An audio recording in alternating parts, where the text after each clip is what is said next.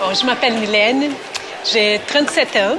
Je viens du sud du Brésil. Je suis arrivée au Québec en 2006 avec mon mari Rudy, puis mes deux enfants, Julia et Pedro.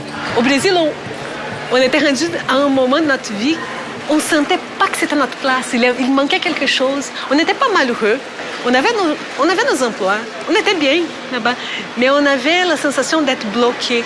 On avait la sensation qu'on n'allait pas dépasser les niveaux où on était. On était rendu au maximum qu'on pouvait. Je voulais plus, je voulais prendre plus, je voulais vivre d'autres choses, je voulais avoir plus d'opportunités, travailler avec ce que j'aime. En arrivant ici, c'était juste comme si toutes les portes étaient ouvertes en même temps. Le Québec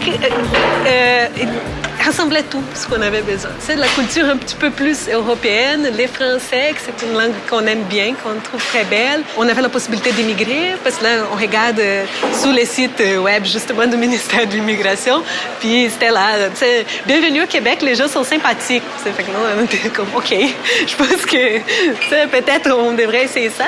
On a fait une sortie comme drastique, disons. On est parti, on a tout vendu. On a mis tout le reste, le plus important, dans les 13 valises qu'on avait.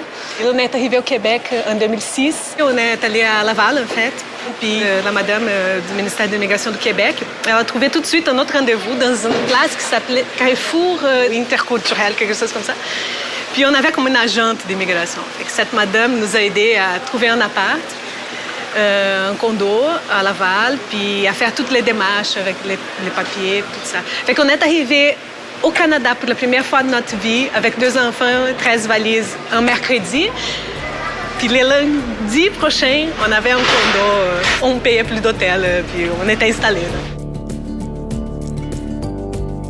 Les enfants, c'est la chose la plus facile de toute l'immigration, d'après moi.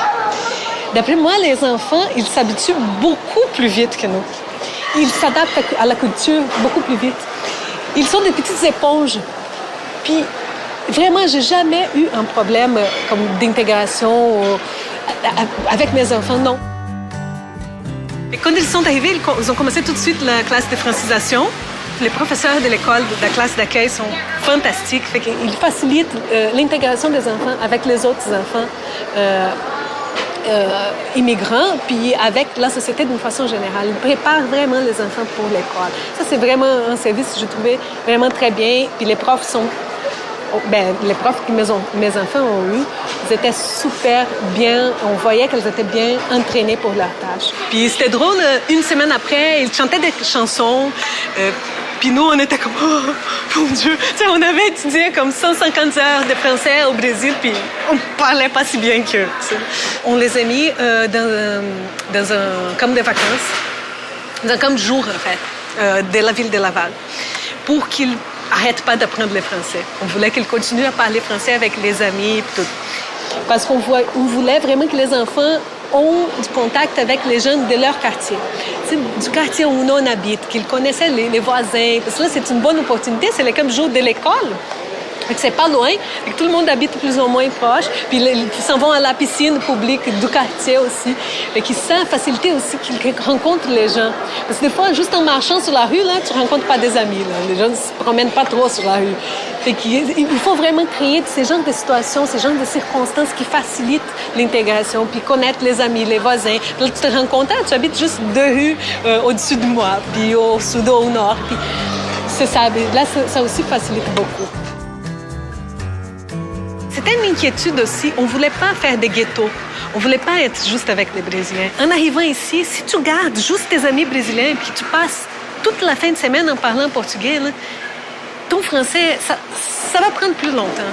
Et c'est presque un besoin vital. Là. Il faut que tu parles aux gens d'ici. Il faut que tu entendes les gens d'ici. Puis il faut que tu connaisses les gens d'ici aussi. On sort souvent, on s'en va dans les Laurentides souvent pendant l'hiver pour faire du ski. On a appris à faire du ski. Pendant l'été, on s'en va aussi un peu à la plage. On fait plein de plein air. On aime bien les plein air. Puis on fait beaucoup de sport aussi pendant la fin de semaine. Pedro, il fait du skateboard. Fait qu'on est souvent impliqué aussi avec ses activités de skateboard. Julia fait de la natation. On bouge beaucoup. C'est sûr que c'est tout notre quotidien, c'est toute notre vie complètement différente. ici, les premiers mois qu'on est arrivé, on sortait souvent le soir. C'est juste pour avoir la sensation de, ben là, on peut marcher. On n'a jamais vu un crime, rien du tout. On se rend compte qu'on n'a pas besoin d'être tout le temps tendu.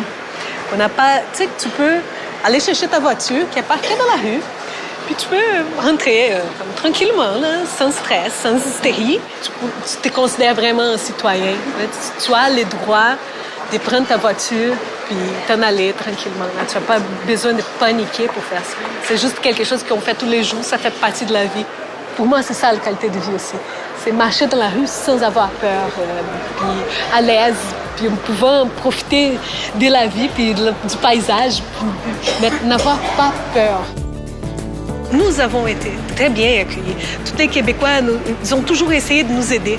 T'sais, on n'a pas eu des gens pour nous mettre des bâtons dans les rues. Là. Non, les gens ont vraiment essayé de nous aider, d'être avec nous. On a posé plein de questions. On a eu vraiment besoin du monde. Puis les gens étaient là pour